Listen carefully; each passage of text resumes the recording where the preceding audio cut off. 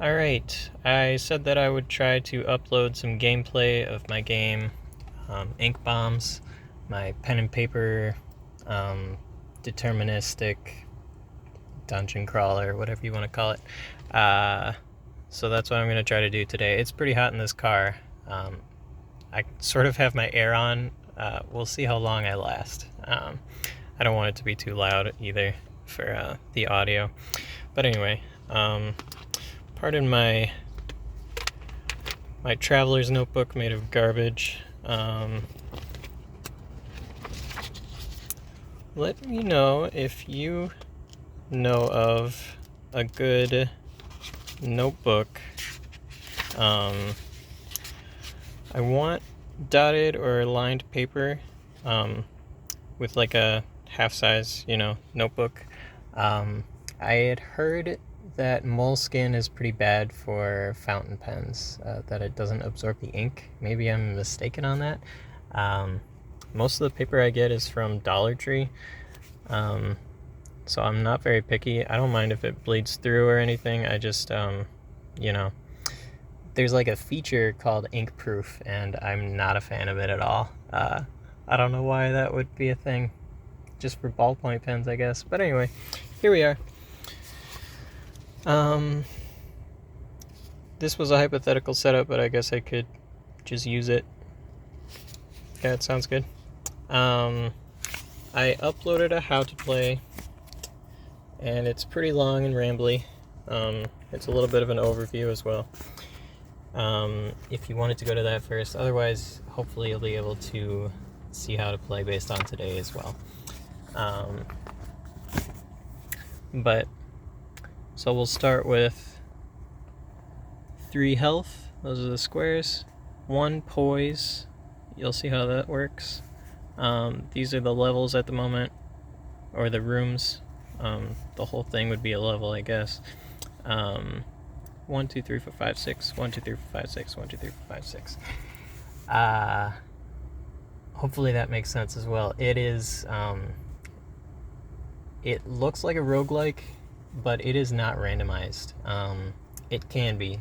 I think it adapts very easily to that and works just as well as a game. But this is the base game.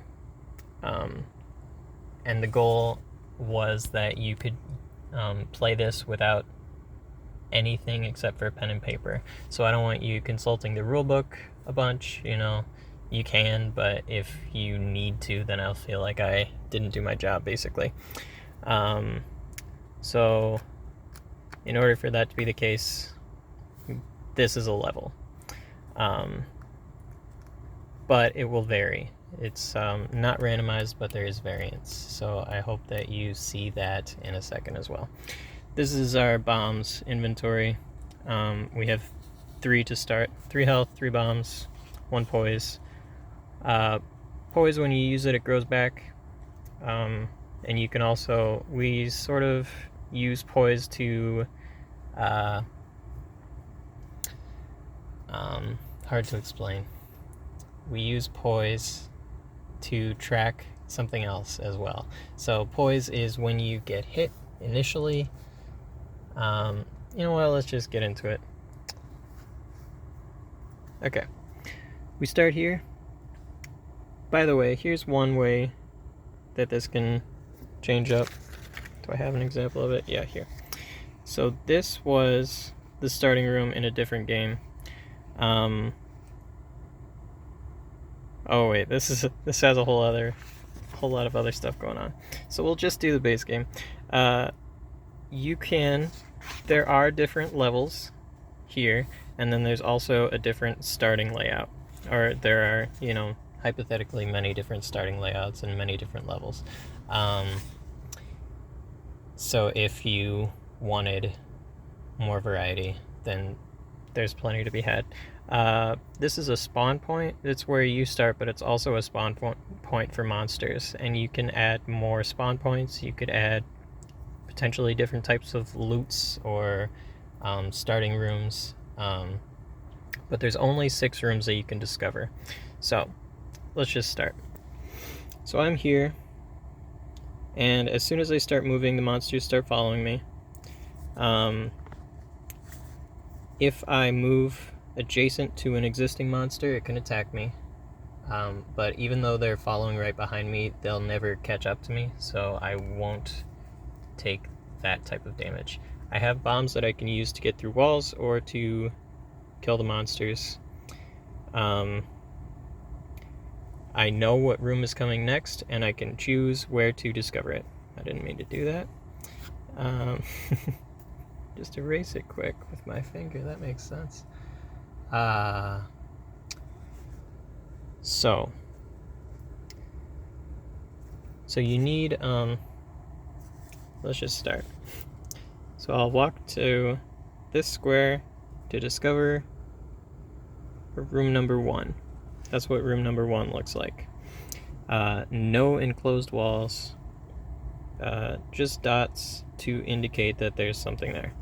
So, and I think I will enter room number 1. I don't need to enter it just because I've discovered it. So, and I'm also thinking about maybe not telling you all of the strategies that I've discovered so far for this game. Believe it or not, I'm not a pro at this game exactly. I think that there's a lot left to be discovered with it, I guess. I don't know. I don't want to hype it up too much. It's fairly simple.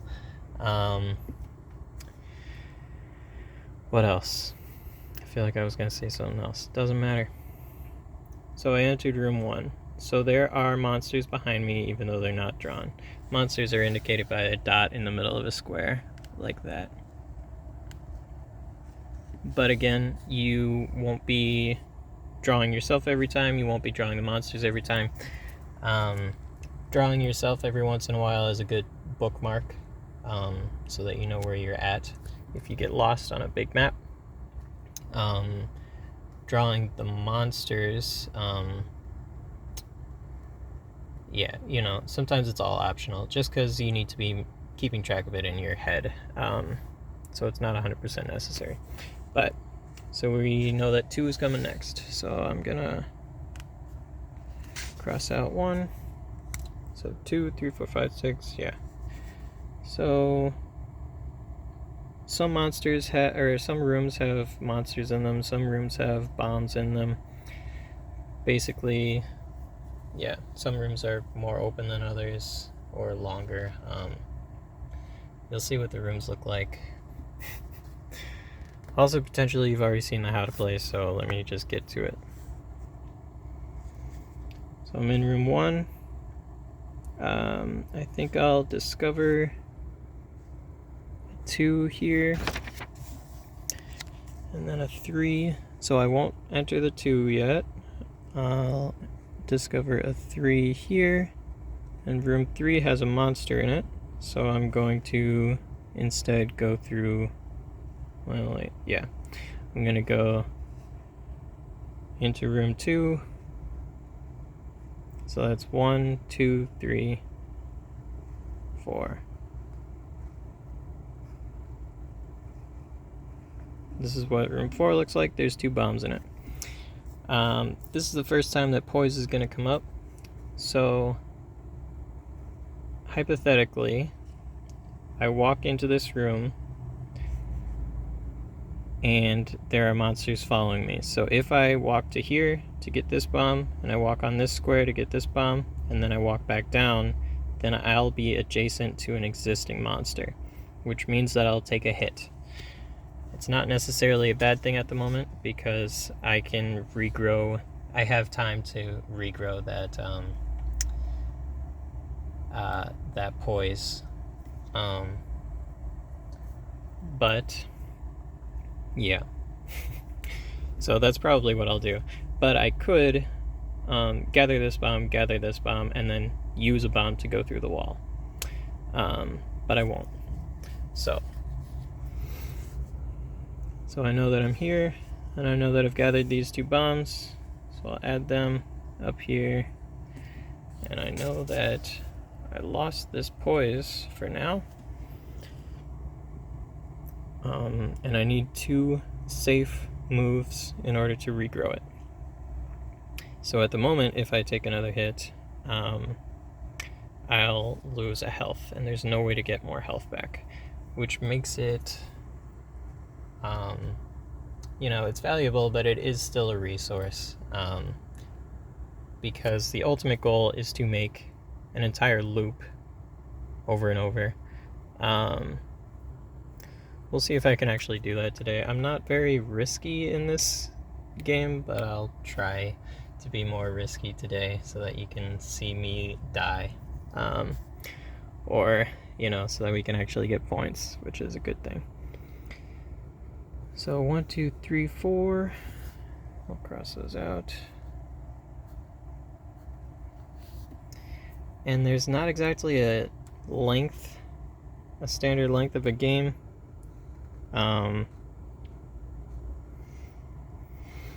Because you could just keep going on forever. You could just keep going 1, 2, 3, 4, 5, 6. And then potentially it's, you could go on forever, or you could, yeah. So you want loops, you want to not die. It's hard to say how it's going to work. This is room 5. It's open entirely on this side, and this side. But since I discovered it from over here, there's already a wall here and here. Hopefully that makes sense. So I'm up to room 5. I could, turn again and discover room 6 somewhere else, but it sounds easiest to enter room 5. And then if I enter room 5... Okay, here's what I'm going to do. I'll walk to here. Oh, my bad. I draw rooms wrong all the time. So if you discover a room where there's not enough space for it to be drawn, then the rest of it is cut off. So room 1 has 1 cell, room 2 has 2 squares, room 3 has 3, room 4 has 4, room 5 has 5, and room 6 should have 6, but there's already a room there blocking us, so we only draw what we're able to discover in the space. And also I drew it wrong, so there's actually a wall here, or a doorway here, an opening. So with a room 6, if you were to walk right through it, you didn't have any bombs or something, hypothetically, then you would lose a poise, and then you would start taking hits, damage to your health. It's hard to justify ever doing that. Hopefully you can almost always avoid room 6, but things will come up if it's randomized, or if you're using some of the other levels that I've made. So anyway, this time we're avoiding it, because there's still an opening here, and there are still hypothetically monsters behind me. They haven't yet entered here, but anyway, this is where we're at.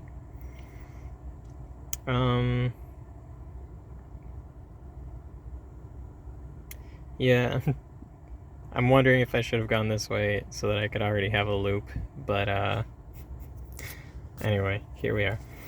So 6, and then back to 1. So we're in room 1.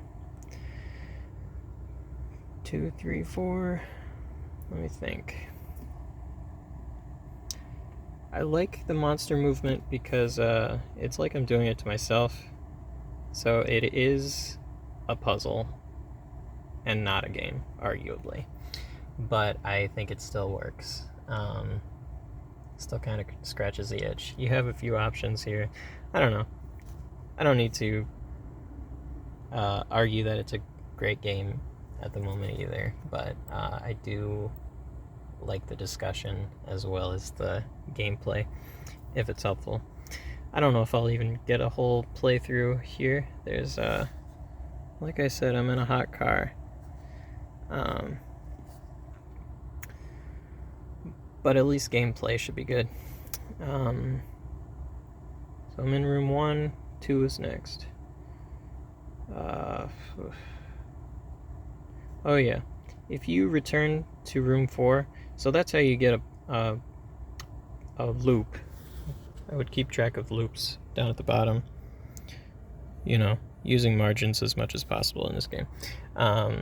So I'd keep track of loops with tallies, and that's how you get a point. And that's by re-entering a room that you've already been in. So I couldn't just turn around and go back. That wouldn't be a loop, even though it's a room that I've already been in. So there are some walls that are open, so I might not need to blast through a wall in order to get back into a room that I've already been in. And there might not even be monsters there yet. Like, there are no monsters here because it wasn't following me there. There are no monsters here, or here, or here. Not yet.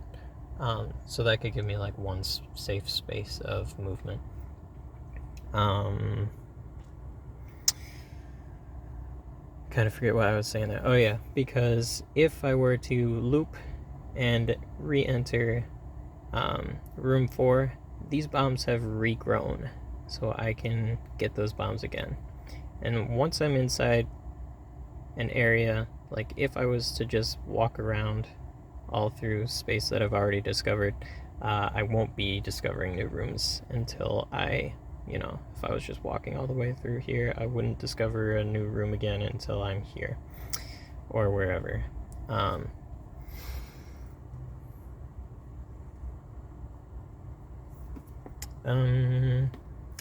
That said, thinking of best place to go. So, about the 2.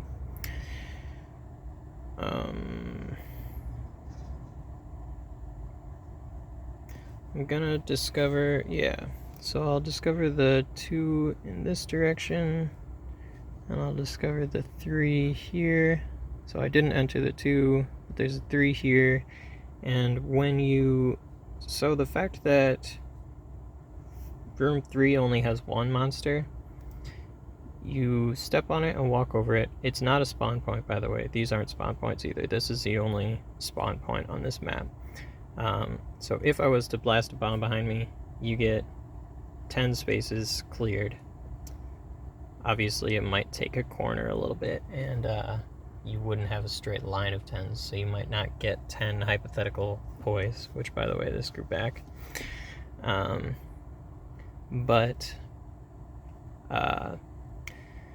So I could step on it, and I would take a hit, but then as I keep moving, I've only lost 1 poise. So you don't need to blast when you enter room 3. Anyway, so I will go into room 3, and I'll take a hit. So at the moment in this type of level, that won't usually be a problem, because I won't be going like 3, 3, 3, 3, and then I would start taking hits, or 3, 6, 3, 6, 3, 6, because then obviously this could still be dangerous, but without any safe spaces. Also, if I was to blast into this room, real quick note, the blast won't go into undiscovered space, so I would only blast these 3 spaces, and then there would be some blowback. We might see some of that in a second. I won't use a bomb to get into this area. This is how I would indicate blasting through a wall, by the way. It's just the explosion there, because it wouldn't kill any. If I was here, blasting through here, it wouldn't kill any bombs for me to get through the wall, because the bomb's energy was used entirely to get through that wall, if that makes sense. If I was to blast this room and kill all those monsters, I would scribble out each dot probably to indicate that, and maybe scribble out more and then indicate how many spaces behind me are safe, and that would be basically poise, not quite. So for instance, if I had 10 free spaces behind me, it would be like I have 10 poise, but then if I came across a room 3 and stepped into it, I'm still stepping on a monster, so I would lose 1 poise, which is still true, but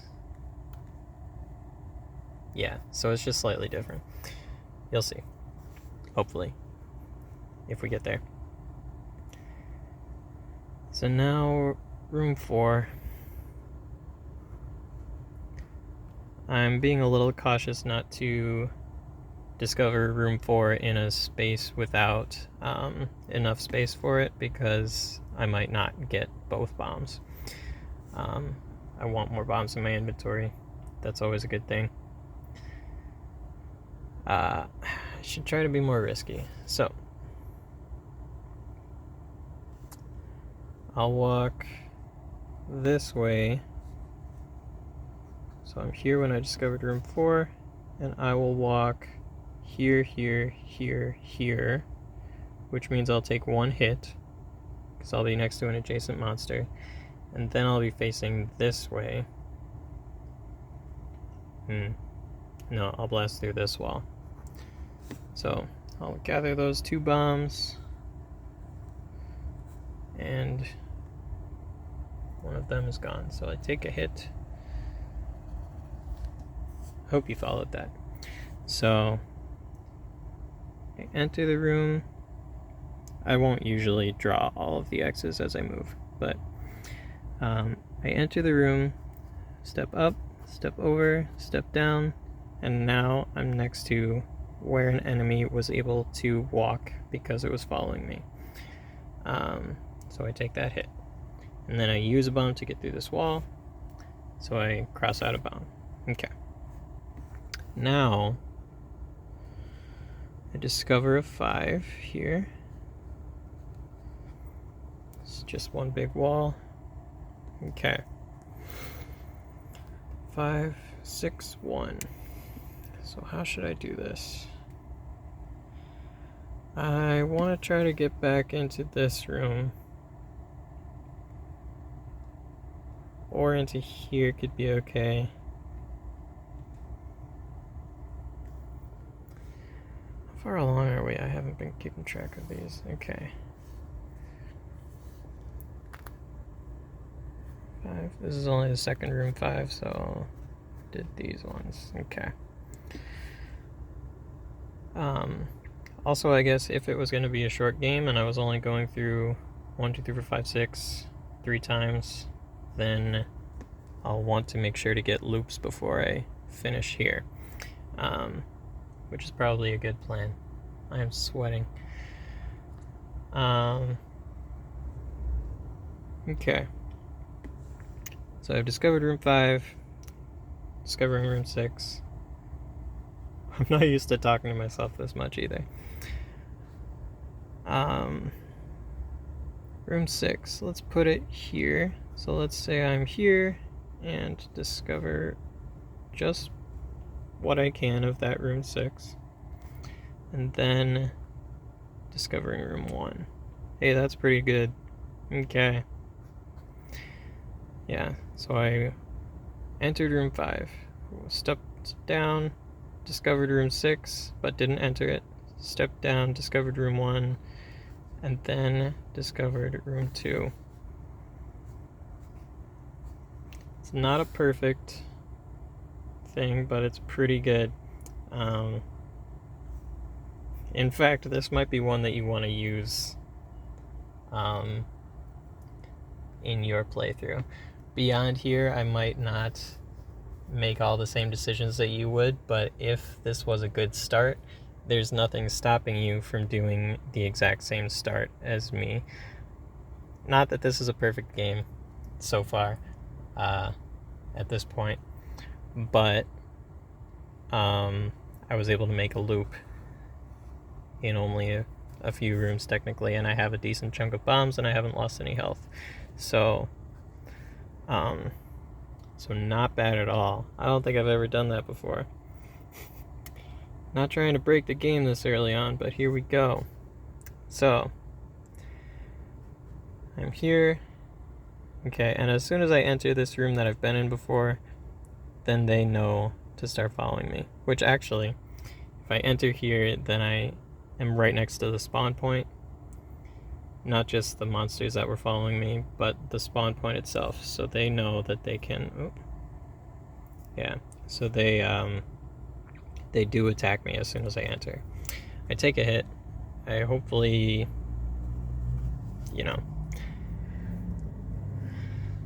Hopefully that's not too bad though. But, so I get a loop,